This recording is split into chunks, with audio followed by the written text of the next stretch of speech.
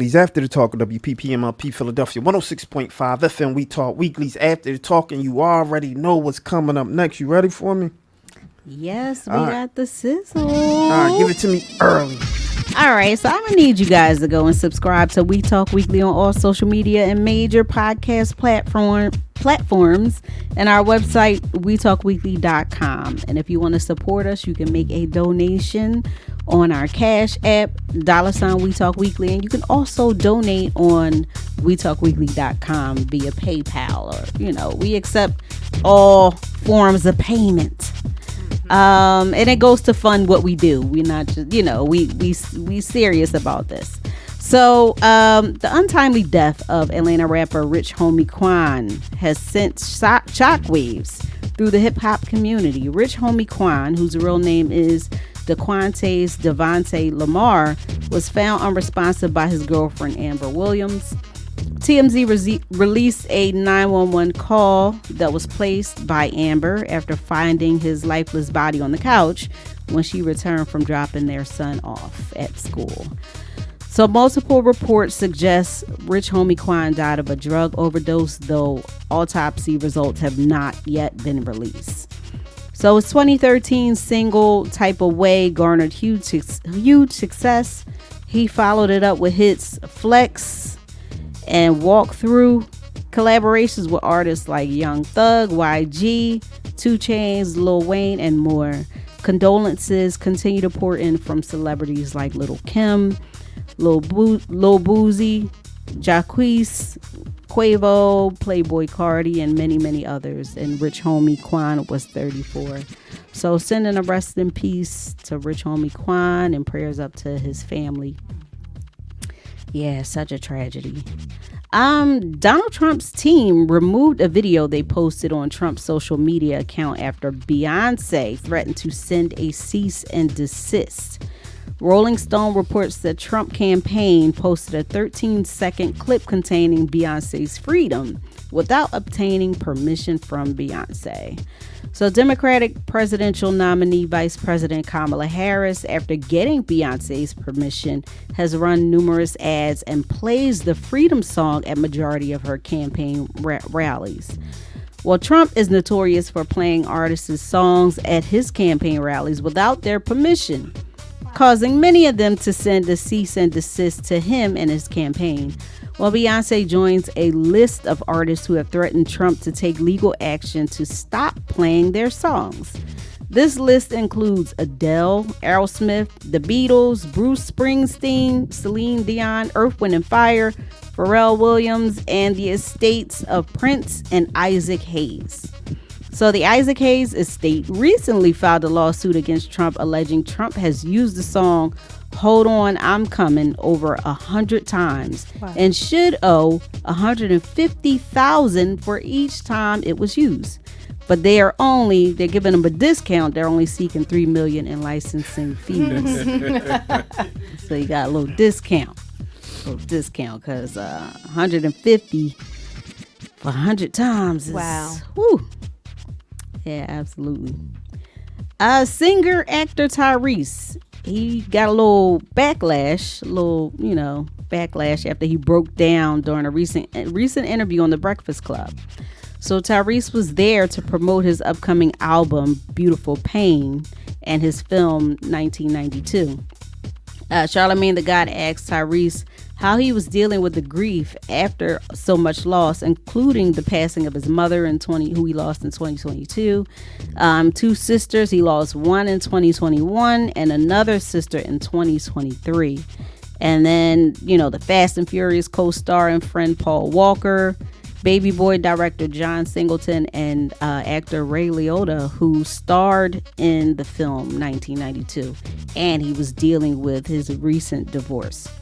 So as he was breaking down, he was asked how's he dealing with all this loss, and then he started breaking down, and he was saying that I'm doing the best I can with every 24 hours. So then Charlamagne tries to hand him a tissue, and then he said, I don't need no tissue. Black men cry.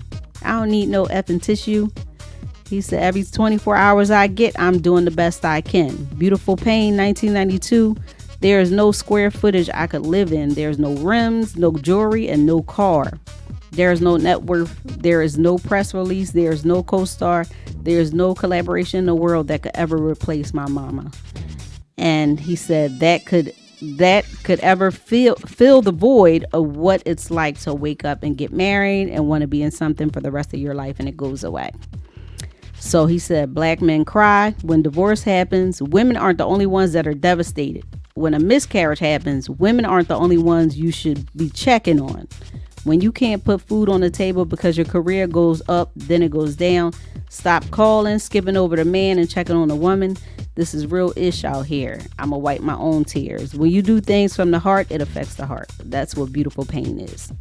So Tyrese also had revealed that he's taking anxiety medication and how he feels about his own mental health. But the seriousness of it all is that according to the National Institutes of Health, mental health outcomes for black men across studies largely consist of post-traumatic stress disorder, depression, schizophrenia, anxiety disorder, substance abuse, and psychiatric comorbidities. So rates of PTSD range from 12 to 22%, while rates of depression range from 15 to 28%. So despite the potential need for mental health services, findings from this study suggest that 56 to 74% of black males exposed to traumatic events may have an unmet need for mental health services. So for those of you who are laughing at Tyrese, just know that this is serious and it's not a laughing matter. I didn't think that was funny at all. He needs help, and hopefully he's getting the help he needs. And his point is valid. Exactly. From what he said, it's definitely valid. Because you talked about crying. Mm-hmm. Remember? Yeah. You talked about it and how it helps. I did. Yeah, you mentioned it before on the show. I Talking about how Tyrese on that. You gotta, especially I realize as men get older, a lot of men are more comfortable willing to cry. Mm-hmm. Something about you gets a little bit more emotional, especially when it just a little more estrogen too. You get it by the time you're 35. That's the thing. Tap into your divine feminine, all that good stuff. Right. But no, yeah, I think Tyrese, I like. He doesn't always articulate himself the best, and that's where I think some of the pushback comes from. And then, of course, he's a celebrity, so you pick on those who, you really can't get a consequence for. But I hear what he's saying. Yeah, let me cry. I don't necessarily need a tissue, and I have had all this loss. Who's checking on me? Mm-hmm. I had a partner. Turns out not to be a partner, and that was an adversary who's checking on me. So yeah, it's to check on your strong friends, check on your good friends, because it's like, oh, he got all that money. And I don't know if it's that same interview, but he talked about he wearing fake jewelry. It is the same one. Mm-hmm. So yeah, it's like check on your good people, the people you assume are good, the strong people, the people getting all the cash. Are they actually happy? Are they mentally stable? So he had a lot. That's a lot of. I can't imagine losing my mother. Before that, I just lost my sister. After that, I didn't lose my other sister. Mm-hmm. I can't imagine that. And Sizzle, I know what you're talking about. The interview we did. Yes, the crying. I was like, wait, I thought you was talking about with that. Absolutely. And just to what Daryl said, I think that like we had Carrie Campbell on and she was empowering women. There's not a lot of speakers empowering men. There's a lot of motivational speakers, but it feels as though when men start to empower men, it's like women are like, oh, what are you doing? You're not supposed to be doing that. It's almost as if they get shunned. And that's honestly, a friend of mine said, it's not grandma's hands, it's grandpa's hands. Mm-hmm. Because the proper order is the man, then it's the wife, and she looks over the children, but he's the overseer of all. So if grandpa ain't happy, it's happy wife, happy life. No, real talk. No. It's really supposed to be, he's supposed to be happy so that she can then be happy, and then there's a balance. Exactly. But I think growing up in a male-dominated household, I think that there's a lot of times where men are not supposed to cry, and mothers teach them at a young age. Oh, you fell down? Brush that off. You fine. Go ahead. No, don't cry. Boys don't cry. and then it's and then that's it. You grow up to not be emotional. Right. Or every time you do express emotion, you're then don't act like a girl. Yeah. But then it's like, who do you hear screaming loudest at the playground? You hear the boys screaming louder than the girls. The girls tend to be tougher than the boys in adolescence. Maybe we should be more nurturing to our boys. Because the girls are already tough. My girls climb walls. They go right between the door frame and they go right climb up. The girls are tough. The boys need more affection. Exactly. Yeah, and I think parents should teach their boys that it's okay to be emotional, because if you think about over the long term, the PTSD that they have and it goes untreated, doesn't that lead to health problems down the line? Stress and anxiety and depression and all that leads to. And I think Tyrese has a great way of articulation. I think his breakdowns is probably what people look at to say, okay, here we go again, and not accustomed to it because of, the crying. But when he speaks, honestly, I hear him. When he articulates what he's going through, and, he may need to be that person that the Carrie Campbell for men. Exactly. That may be what his calling may be. Exactly. So keep the tears flowing, Tyrese, and leave that man alone. Let him cry. All right, the Celebrity Sizzle Award of the Week goes to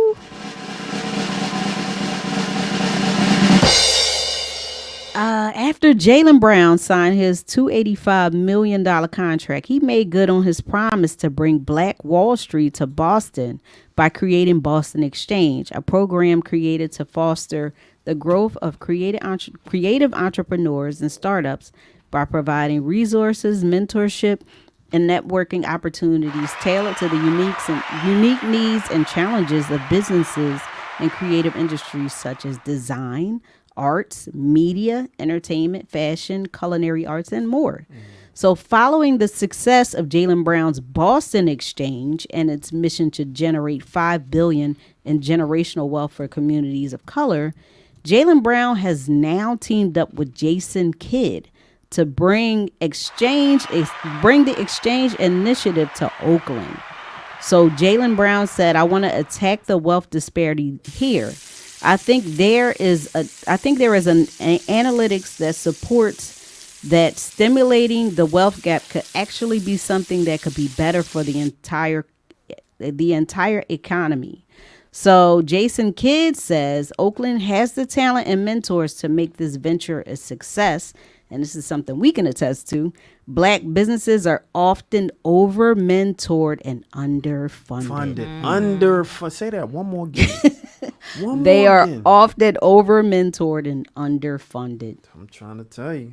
You can see on social media where you got all these trainers and bosses and everybody training you how to spend money, but no one telling you how to get it. It's one of those things, man. No, for sure. Yep. Yeah, I'm your girl Lauren Sizzle, and that was the Sizzle. And that was Sizzle, ladies and gentlemen. I'm your boy Charles Gregory, the beautiful Lauren Sizzle, the beautiful Classy Lady and my guy Daryl Smith Jr. This is We Talk Weeklies after the talk of WPPMLP Philadelphia 106.5 FM. We Talk Weeklies after the talk. We got 3 minutes. Everybody give a last word, last comment. I think that'll wrap us up. Holla at me, Sizzle.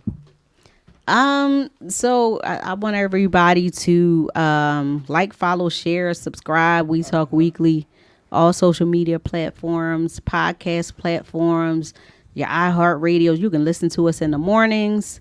iHeartRadio, Apple Podcasts, Spotify, Spreaker. These are all that good stuff. You can find us on YouTube, binge watch the shows, and just check us out. Like, follow, and share. That's all it takes. And you can make a donation. $ We Talk Weekly. It supports what we do. Nothing that we do is cheap or free. Like, we got pay for it. Yeah, exactly. We paying for exactly. Our boots to the streets. No. Holla at me. If y'all want to make some money, start looking into property for data. That's, I think, property for data. Yes, to hold data in real estate. Like you can start getting property and holding like data and analytics in the property. Like, I think that's what's going to be like the next Bitcoin or the next NFT. Like, you know how everything has its time. I think that one is going to be the next time. Okay. You said leave something. Yeah, I gotta look into that. Yeah, I'm looking into that. Yeah, I know, right? Jalen Brunson is extremely intelligent. You should listen to some of his talks and interviews. He's extremely intelligent. And I am already working on men's groups. We're actually going to have our first one on September 11th. We're going to do it with a smaller group of men who are primarily involved in the child welfare system, help them learn how to navigate the child welfare system, help them learn how to navigate family court, etc. And then we're going to expand it after that. So I'll make sure I get that information out there. But this is not, I'm not Carrie. This is going to be more of us sitting at groups of tables, having discussions and building together, learning from each other's experiences. I love that. I love that right there. I'm gonna be there. Definitely be there. And yeah. And Charles Gregory, we out here like last year. We want you to keep liking, subscribing, sharing, commenting. I mean, we really appreciate the love that we've been getting lately. We really appreciate everybody who's been tuning in and zooming in. And one thing I want to leave you with is, especially as it relates to this election, don't feel bullied to vote for anyone. Just perform your civic duty, do your own research, and vote your conscience. Pretty much vote for who you want to do. That's your civic duty. You don't have to feel like, you know, if you vote this way, this person's going to not like me or they going to unfriend me and all that. Don't care about that. You do what fits right for you. You vote for who you feel like will work within your politics, your social politics that you feel best represents you. And I'll leave you with that. I'm your boy Charles Gregory, man, and we out here like last year. It was a great show. We'll see you next week. Hello. All right, peace, y'all. Peace.